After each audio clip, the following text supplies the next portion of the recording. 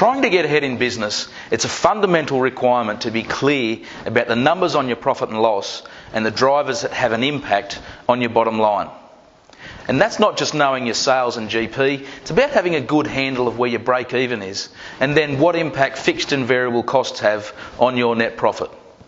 So this week we're going to go through a very simple exercise just to demonstrate the relationship between the various revenue and cost drivers on your P&L. So firstly you have your fixed costs. This is the red section here, and these are the costs that will occur regardless of what your income level is in any given month. So all your costs below the line, these are your overheads, but then also any fixed direct costs above the line, such as factory rent, maybe warehouse staff or the like. And these shouldn't change too much month to month, even though your sales may fluctuate.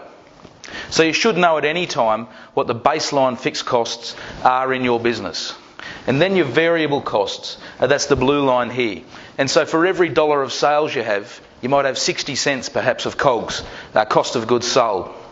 And so 60% of COGS gives you a contribution margin of 40%. And contribution margin is simply your gross profit before any direct fixed costs, but that's perhaps a topic for another day. Now, variable costs obviously start on top of your fixed costs and go up from there, depending on your level of revenue. And so the higher your contribution margin, the flatter your variable cost line will be. And then the final element is your sales line, the green line here, and that's your revenue. Now, sales obviously start at zero because you have to cover your fixed costs before you can cover variable costs. And the point at which your revenue line crosses the variable cost line is your break-even point. And that's the nexus at which you start or stop making a profit. In fact, I like to call it your raw break-even because it doesn't include drawings or tax or loan repayments. Now this is a simple diagram, but what it does give you is the direct relationship between the revenue and cost drivers on your profit and loss. And the shaded area here past the break-even point is your net profit. So sales go up, so does your profit. If your fixed costs go up without any increase in sales, well then profits come down.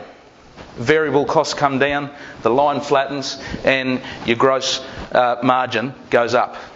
So when you get a basic understanding of these direct interactions, it makes it a lot easier to make strategic decisions with financial impact.